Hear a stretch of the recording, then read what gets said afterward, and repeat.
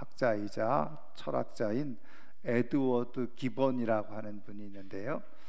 이분이 1776년부터 1788년까지 12년 동안 책을 하나 썼어요. 총 6권으로 된 책인데 바로 로마 제국 쇠망사라고 하는 책을 썼습니다. 그러니까는 로마 제국이 시작할 때부터 마지막 멸망할 때까지 1300년간의 간단한 역사를 기록을 해주고 있는데요. 거기에서 특이한 내용이 하나 있는데 그 내용은 뭐냐면 주 235년부터 약 290년까지, 그러니까는 약 50년간 그 로마의 황제들이 즉위를 하게 되어지는데 그 50년 동안 무려 18명의 황제가 즉위가 되어졌었다는 거예요. 여러분, 50년 동안 18명의 황제가 즉위를 했다는 것은 그냥 평균적으로 한 황제의 재임 기간이 2년에서 3년 정도밖에 되지 않았다는 거죠. 그러면은 왜 이렇게 그 재임 기간이 짧았느냐? 다 젊은 사람들이었어요. 황제로 세워진 사람들이 대부분 다 젊은 사람들이었음에도 불구하고 왜 2년, 3년 정도밖에 황제로 그렇게 활동하지 못했느냐? 이제 쭉 역사적인 자료를 찾아보면 가장 많은 퍼센테이지가 암살을 당했다는 겁니다. 그리고 그 다음 자살을 했다는 거예요. 그리고 이제 전쟁터에 나가서 몇 사람은 그렇게 전사를 하게 되어진 것입니다. 근데 사실은 이제 전사한 것도 전쟁터에 나가서 전사한 것처럼 보이지만 가만히 더 깊이 연구하면 거기에 또 다른 음모가 있었다는 거죠. 암살을 그렇게 이제 꾸미기 위한 전사, 그것도 있을 수 있었다는 것입니다. 그러면 이상하지 않아요? 그렇게 세계를 통치하고 호령하던 대로마 제국의 황제가 왜 이렇게 암살을 당하고 심지어는 자살을 하는 그런 일들이 일어나게 되어졌냐는 거죠. 여러분, 역사적인 기록을 보면 이들이 젊은 날에 황제가 되었지만 늘 불안했다는 거예요. 그리고 두려웠다는 거죠. 그러니까 그 불안과 두려움을 해소하기 위해서, 그리고 나도 어떻게 누군가에 의해서 암살당할지 모른다 라고 생각하니까 주변에 있는 사람들을 어떻게 보겠습니까?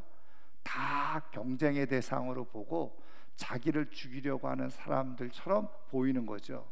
그러니까 자연적으로 어떻게 할까요? 포악 정치를 하게 되어지는 거죠. 그러다 보니까 이게 악순환이 벌어지게 되어진 것입니다. 그래서 아주 포악한 그런 통치 행위를 하다 보니까 또 암살을 당하고 그걸 견디다 못해서 자살을 하게 되어지는 그런 일들이 반복되어졌다는 것입니다. 여러분, 이들이 왜 이렇게 불안하고 두려워했던 거예요?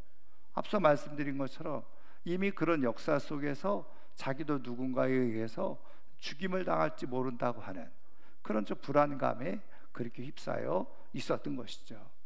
여러분, 우리가 무엇이 되느냐라는 것도 굉장히 중요하지만 사실은 이 교훈을 통해서 우리가 깨닫는 것은 뭐냐? 역사를 통해서 무엇이 되느냐도 중요하지만 사실은 그것을 어떻게 끝까지 아름답게 잘 유지하면서 끝까지 열매를 맺고 끝맺음을 잘 할 수 있느냐, 이것이 중요한 거죠.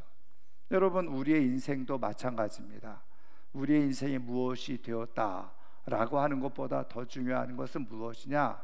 바로 우리가 끝까지 우리에게 주어진 삶을 아름답게 끝맺음을 잘 할 수 있는 것이 중요하다는 거예요. 저는 오늘 이 아침에 나온 우리 사랑하는 성도님들이 우리가 다 하나님의 자녀로 부르심을 받은 이 귀한 직분을 갖게 되어지고 신분을 얻게 되어졌는데, 이 귀하고 아름다운 신분을 끝까지 정말 아름답게 잘 끝맺음을 하는 그런 은혜가 있기를 주님의 이름으로 축원합니다. 그런데 이것은요, 우리의 그냥 소망만이 아니라, 우리의 생각만이 아니라 우리 하나님도 똑같은 마음을 가지고 계시다는 거예요. 우리를 하나님의 자녀로 선택하고 부르셨을 때 우리가 하나님의 자녀로서 변질되어지지 않고, 중간에 낙오되어지지 않고, 중간에 타락하지 아니하고 끝까지 이 아름답고 고귀한 신분을 잘 유지해서 하나님의 영광에 이르기를 원하는 것, 우리 하나님 아버지의 마음이고 뜻이라는 거죠. 그렇다고 한다면 우리가 이 신분을 아름답게 유지하고, 그리고 끝맺음을, 인생의 끝맺음을 잘하고 하나님의 계획대로 하나님의 영광의 나라에 어떻게 참여할 수 있느냐, 하나님은 이를 위해서 우리에게 어떻게 역사하고 계시고, 우리가 그것에 대해서 어떻게 반응하게 될 때 우리는 그 아름다운 인생의 끝맺음을 갖고 아름다운 역사를 이루어갈 수 있느냐는 거죠. 오늘 우리에게 주신 말씀 속에서 우리 주님께서 주시는 그러한 처방을 우리가 찾아보면, 자, 오늘 우리가 읽은 이 요한복음 7장 37절 이하의 말씀은 배경이 어디로 되어 있습니까? 여러분 37절에 보면 명절 끝날, 여기 명절 끝날이라는 것은 여러분 요한복음 7장을 시작하면서 여러분 2절에 보면 유대인의 명절인 초막절이 가까웠다. 그러니까 이 유대인의 아주 중요한 3대 절기 중에 하나가 초막절이었죠. 근데 이 초막절 절기에 예루살렘에 올라가서 예수님께서 거기에 절기를 지키기 위해서 모였던 그 이스라엘 백성들을 향해서 선포해 주신 말씀이 바로 오늘 우리에게 주신 말씀이라는 거예요. 근데 이때 예수님께서 말씀하신 것이 무엇입니까? 누구든지 목마른 자는 내게로 와서 마셔라.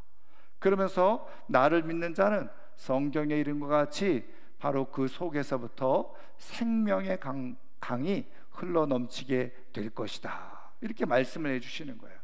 근데 예수님께서 이렇게 말씀하신 배경이 있습니다. 이렇게 말씀하신 배경이 뭐냐면, 앞서 말씀드린 것처럼 이때가 절기상 초막절이라고 그랬죠. 근데 이 초막절의 다른 이름이 무엇입니까? 우리 수요 예배 시간에 배웠죠. 장막절입니다. 초막, 장막 똑같은 말이에요. 초막이라는 말은 말 그대로 풀로, 그렇게 풀과 나무로 집을 지은 거를 초막이라고 얘기하죠. 장막은 텐트를 쳤다는 겁니다. 그런데 이것과 또 다른 의미의 이름이 있죠. 수장절이라고 그랬죠. 그래서 이때는 농사 절기상 어떻게 해요? 그 모든 열매, 올리브 열매라든지 포도 열매라든지 이런 것들을 다 수확을 해가지고, 올리브는 기름을 짜서 저장을 하고, 포도는 역시 포도 주스를 만들어서 그렇게 저장을 하고, 그래서 수장절이라고 그랬어요. 수장, 수확을 해가지고 창고에 저장한다는 말이 바로 수장이라는 거예요. 그러니까 농사적으로 보면 이제 중요한 시기죠. 모든 열매들을 다 수확해서 창고에 들이고 이제 그 시간을 이제 지내는 겁니다. 그런데 또 초막절, 장막절이라고 하는 의미는 이 이스라엘 백성들이 광야에서 40년 동안 생활하면서 장막을 짓거나 초막을 짓고 생활을 했죠. 그 가운데 40년 동안의 삶을 하나님께서 지켜주시고 보호해 주신 은혜를 기억하면서 지켰던 절기. 그래서 이때가 그냥 초막절, 수장절, 아주 하나님 앞에 감사하는 특별한 절기였어요.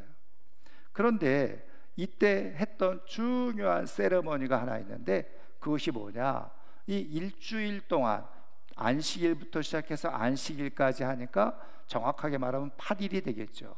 근데 이 일주일 동안 제사장이 매일 아침 하는 일이 있었는데, 그것이 뭐냐면 금 항아리를 들고 가서 실로암 물가에서 그 샘에서 물을 길러다가 번제단에다가 그 물을 붓는 의식을 했던 거예요. 여러분, 그 번제단에는 원래 피를 부어야 되는데 이 절기만은 물을 갖다 붓는 그런 세레머니를 했는데, 그거를 워터 푸어링 세레머니라고 그랬어요. 그는 물을 길어서 붓는 그런 의식을 행했다는 거죠. 그러니까 사람들이, 그리고 마지막 날에는 이거를 축제처럼, 마치 물축제처럼 그렇게 크게 성대하게 행했습니다. 그러니까 예수님께서 이 명절 끝날에 이 모든 광경을 보고 사람들이 거기에 참여하는 것을 보고서 지금 이 말씀을 선포한 거예요. 그러니까 이게 뜬금없는 말씀이 아니라 거기에 굉장히 의미가 담겨져 있는 말씀인 거죠. 그러면 여러분, 왜 이 물을 실로암에서 길어다가 번제단에다 붓는 그런 세레머니를 했느냐? 두 가지 중요한 의미가 있어요. 하나는 뭐냐면, 광야 생활 중에 우리가 성경을 보면 알 수 있듯이 광야에서 가장 중요한 게 무엇이었습니까? 바로 물이거든요. 그래서 성경에 보면 이스라엘 백성들이 물이 없어가지고 막 하나님을 원망하고 모세를 원망하는 내용이 몇 번 기록되어져 있잖아요. 그때 모세가 하나님의 말씀을 따라서 반석을 쳐서 거기서 물을 내는 그런 역사를 행했죠. 그래서 하나님으로부터 물이 주어지는 그 은혜를 감사하는 것이 바로 이 물 축제 세레모니의 그런 의미였던 거예요. 그 다음에 또 하나는 뭐냐? 이제는 이 모든 것이 다 수확하고 그 다음부터는 뭐가 됐냐? 건기가 되어지기 시작해요. 근데 이때에 하나님께서 우리에게 비를 내려 주십시오. 그래서 바로 우리식으로 굳이 말하면 기우제의 의미가 있는 거예요. 하나님이 우리에게 필요한 물을 공급해 주시는 분이신데, 이 건기 때에도 여전히 우리에게 필요한 물을 공급해 주실 줄 믿습니다. 그러면서 드리는 세레머니가 바로 이 물을 길어다가 번제단에 붓는 그런 행위였던 거예요.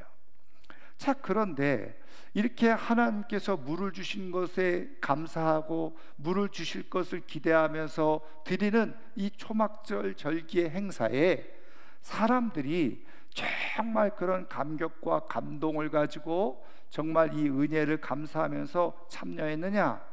그렇지 못했던 거예요. 왜 그러냐? 오늘 예수님의 말씀의 표현대로 보면 사람들의 영혼이 메마른 가운데 있었다는 거죠. 그래서 누구든지 목마른 자는, 여기 목마르다는 것은 무엇을 말하는 겁니까? 여러분, 목말라 보셨어요?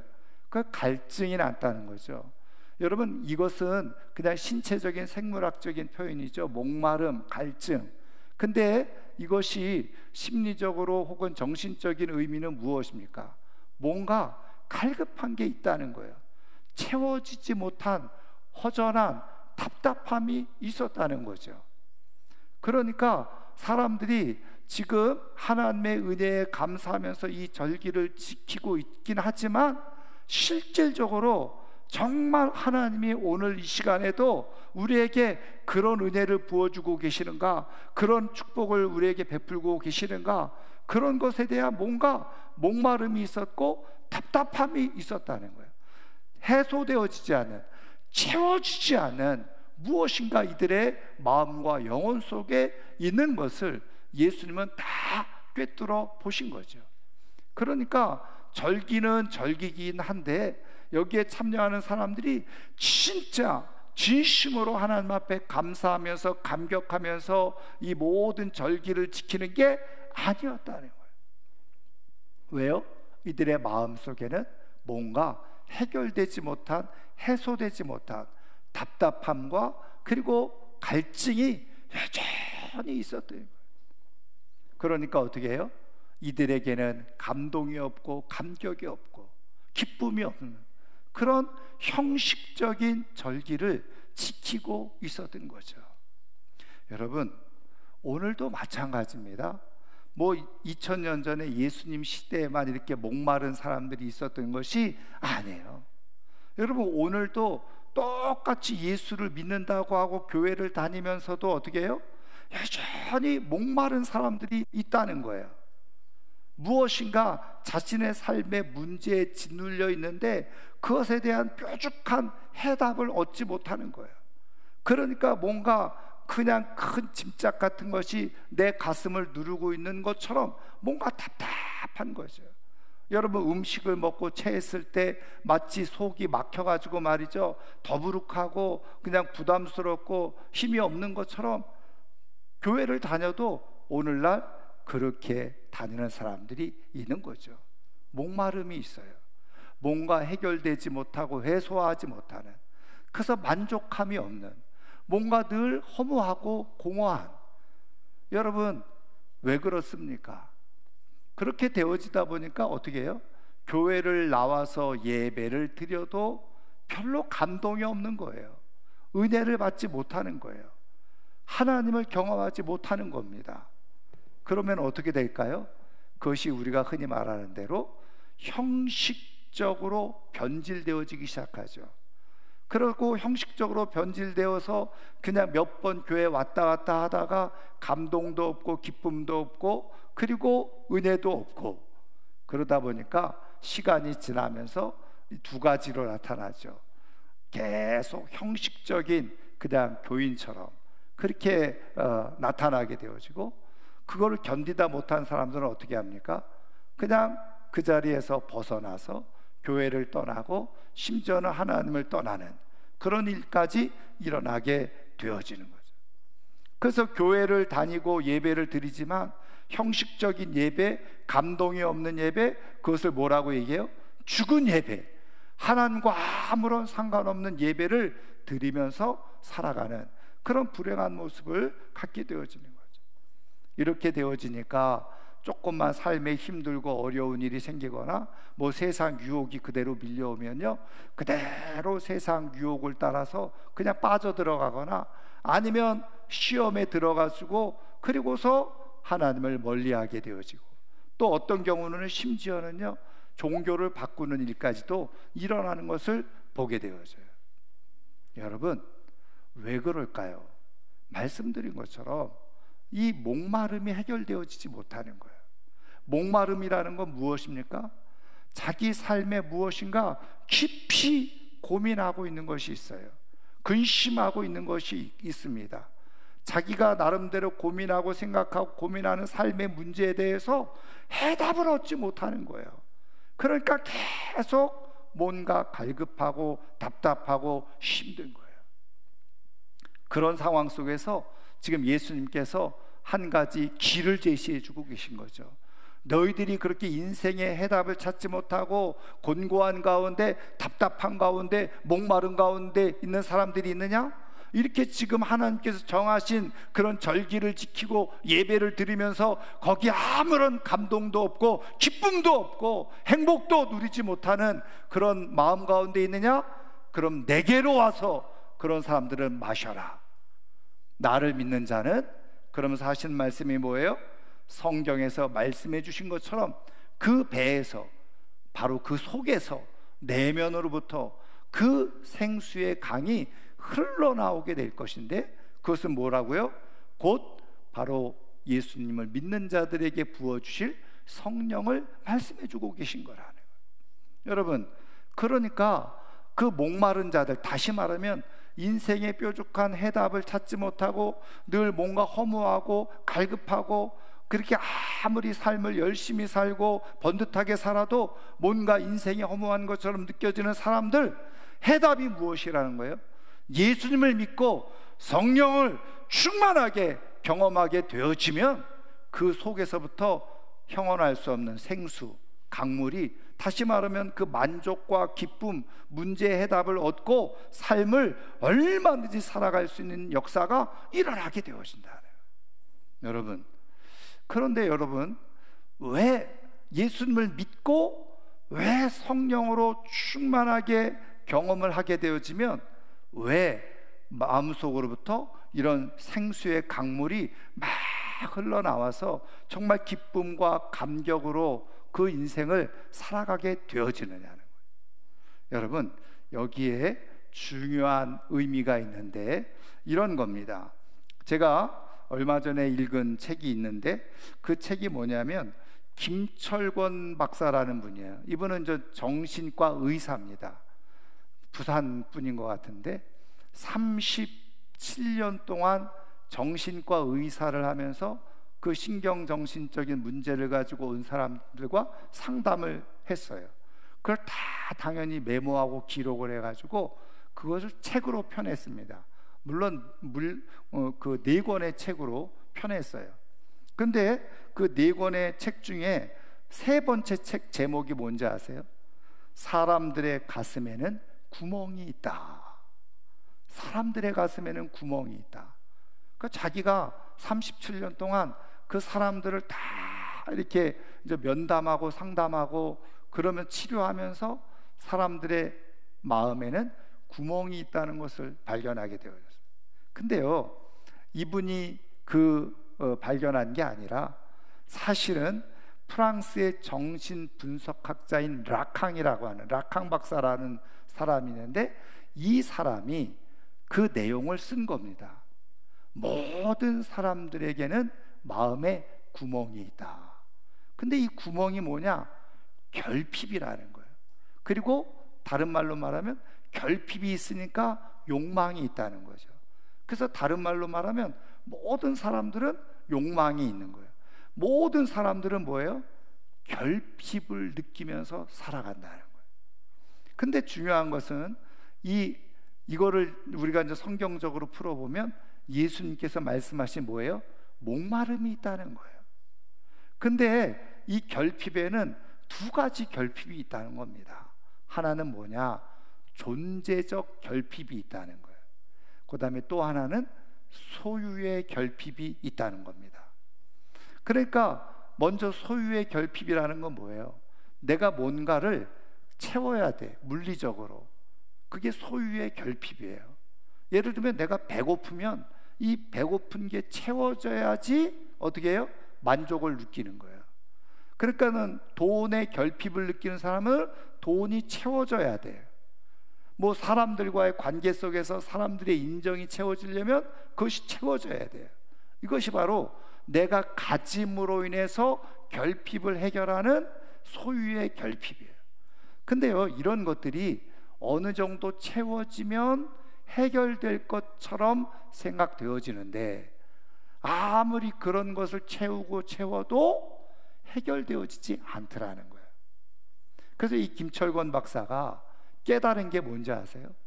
많은 사람들이 상담을 하러 자기의 어떤 정신적인 문제를 가지고 와서 상담을 가만히 하는 것을 자기가 면밀히 검토해 봤더니 뭐냐?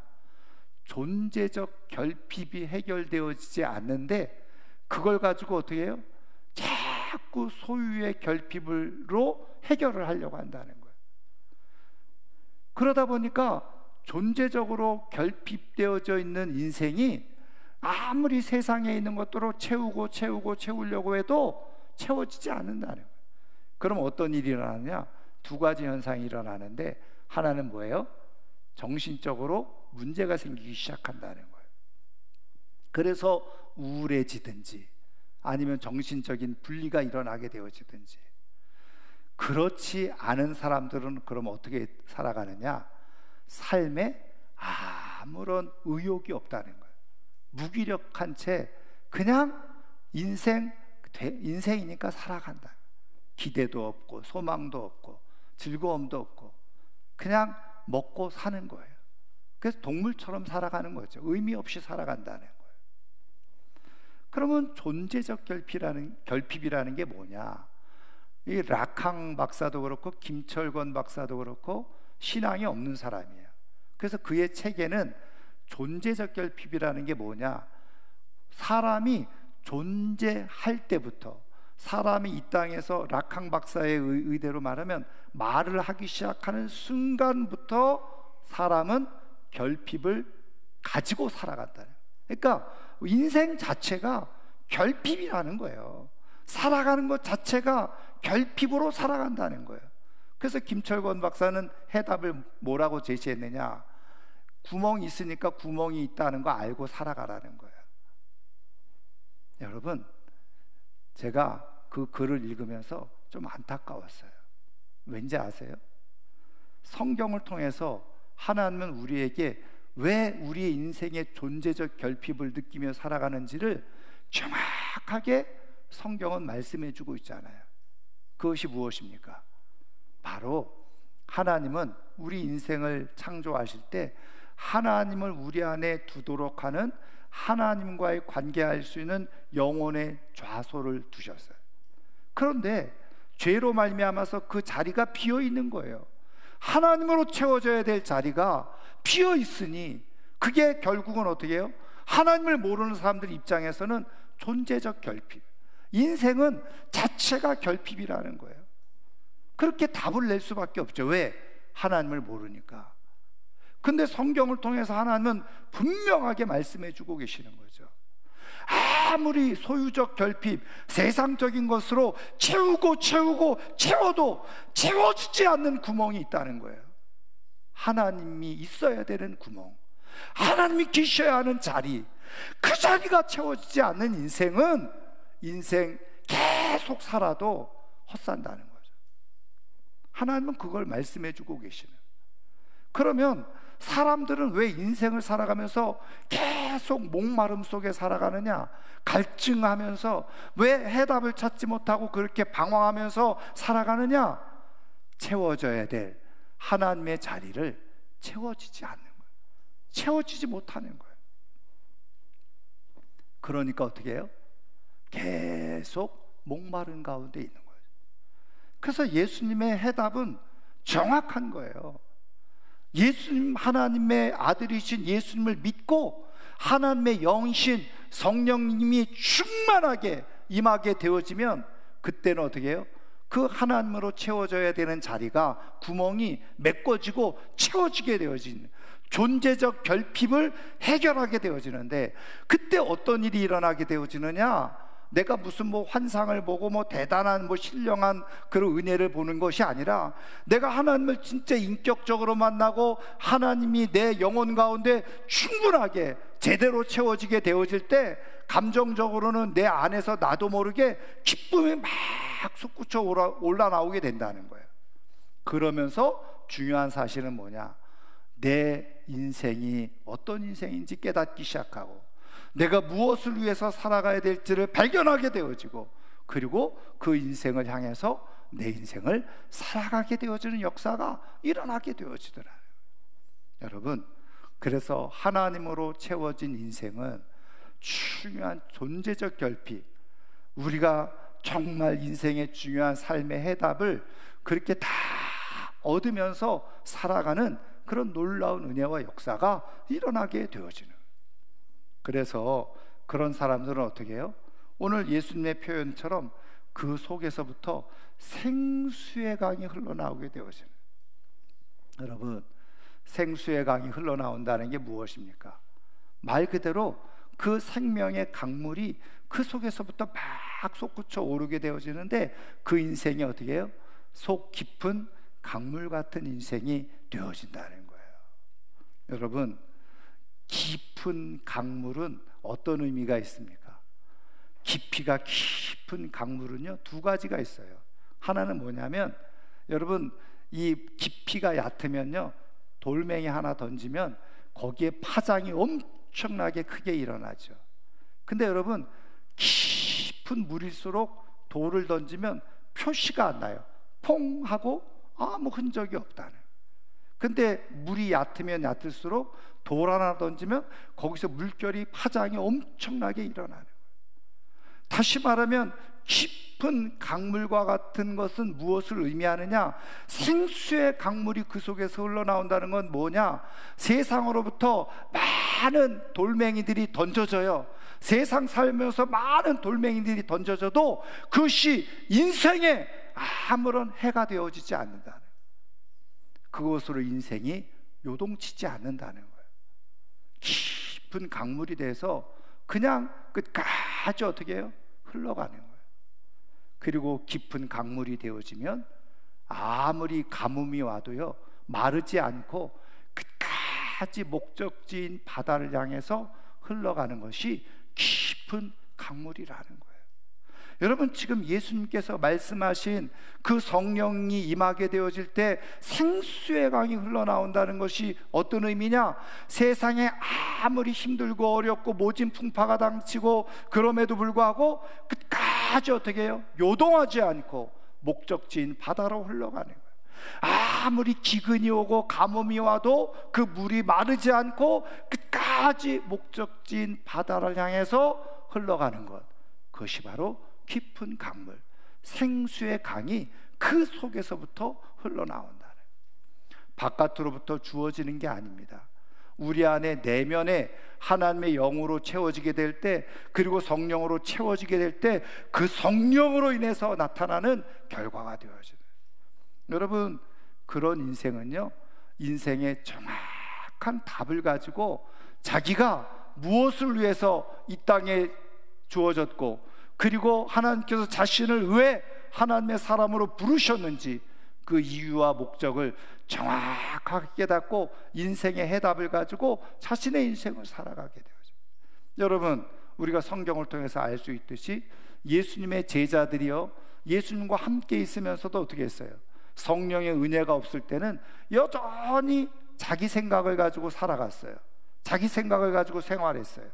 근데 그들에게 비로소 하나님의 영이신 성령님이 임하고 성령으로 채워지게 되어지니까, 우리가 왜 지금 이 자리에 하나님의 사람으로 선택이 되어졌고 부르심을 받았는지 그 이유를 알고 어떻게 했어요?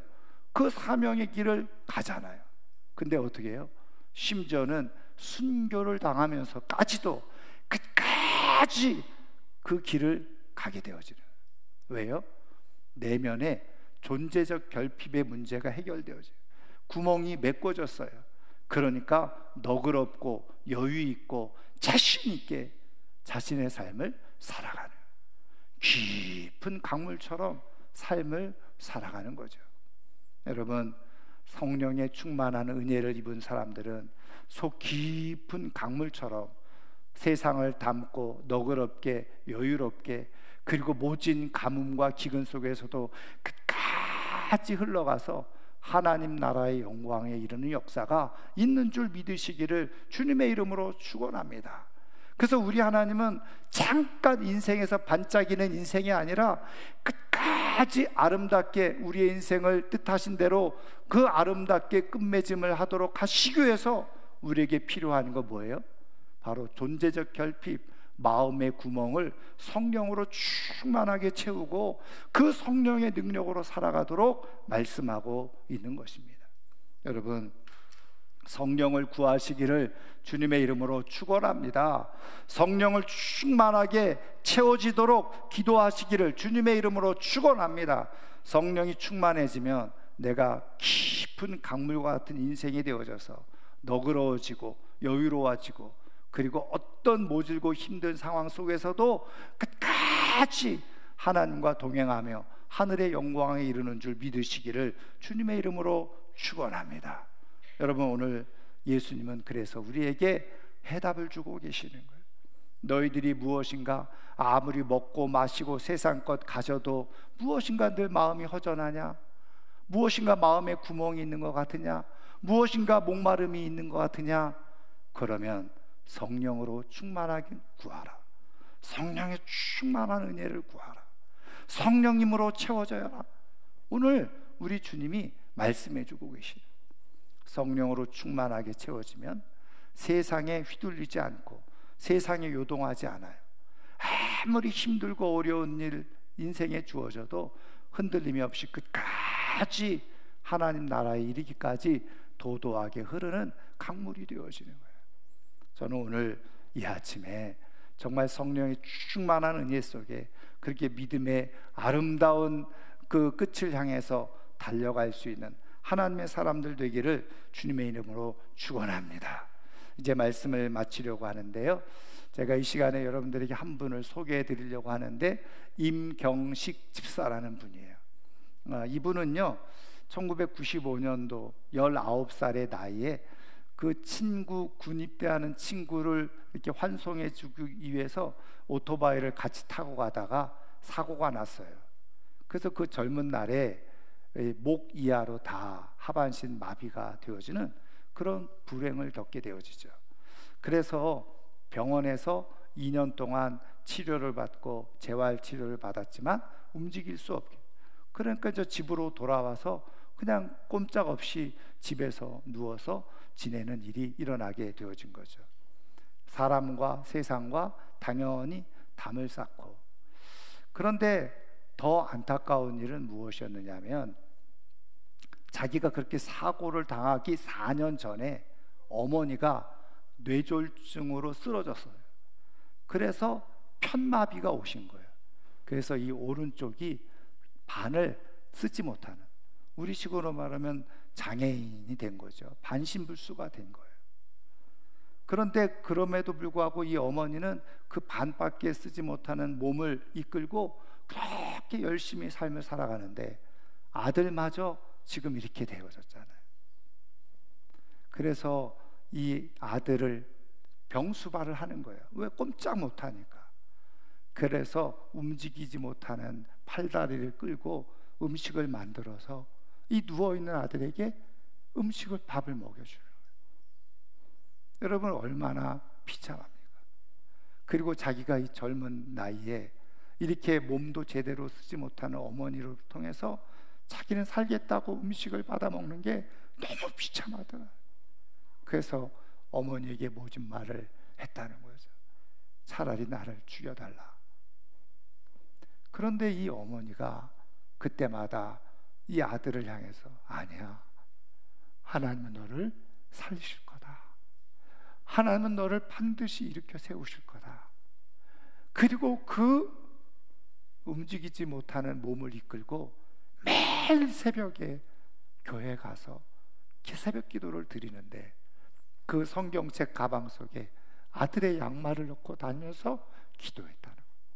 언젠가는 내 아들이 이렇게 양말을 신고 이렇게 당당하게 걸어서 다닐 것을 기대하면서 하나님께 기도를 드렸다는 거예요. 그렇게 13년의 시간을 보내게 되어져요. 그러다가 생각을 고쳐먹게 되어지죠. 누구 때문에? 어머니 때문에. 어머니의 그 헌신, 그리고 그 기도, 그것으로 인해서 감동을 받게 되어져요. 아, 내가, 어머니도 저렇게 살아가시는데 내가 이렇게 있어서는 안 되겠다. 그리고서 그때부터 생각을 고쳐먹고 바꿔먹기 시작하죠. 그리고서는 그럼 내가 지금 이 상태에서 무엇을 할 수 있을까 하고 이제 인터넷 이런 거 다 찾아보니까 그림 그리는 게 있더라는 거예요.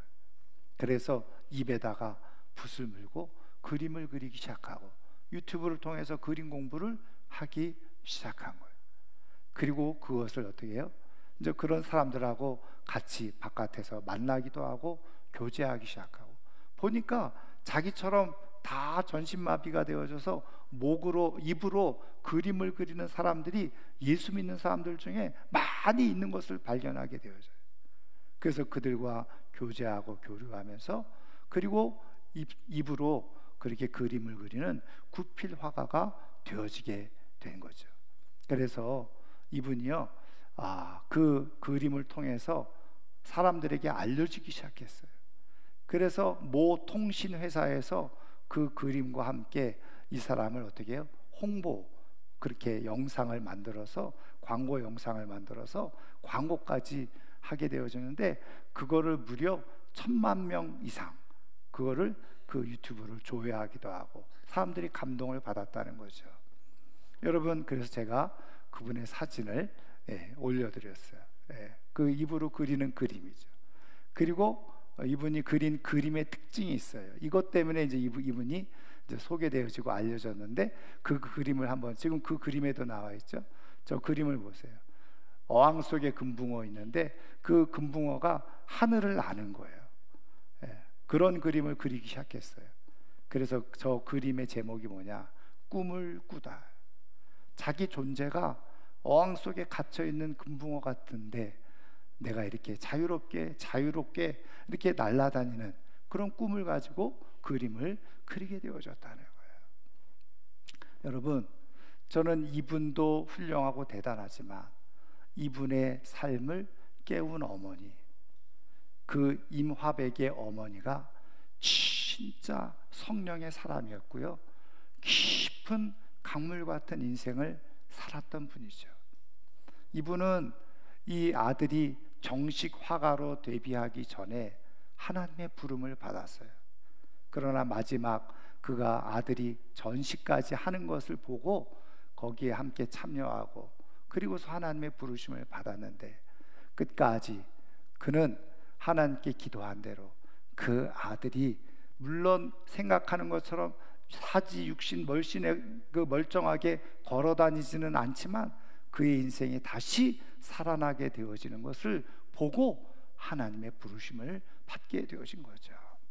여러분, 성령의 은혜 중에 살아가는 사람들은요, 어떤 세상 가운데서도 흔들림이 없이, 그리고 끝까지 그 많은 고난과 고통과 아픔 속에서도 믿음의 길을 가서 결국은 하나님께서 나타내시고 보여주시는 영광을 보는 역사가 일어나게 되는 줄 믿습니다. 속이 깊은 강물은 마르지 않아요. 돌멩이 하나에 요동하지 않고 끝까지 하나님 앞에 나아가는 역사가 일어나게 되어집니다.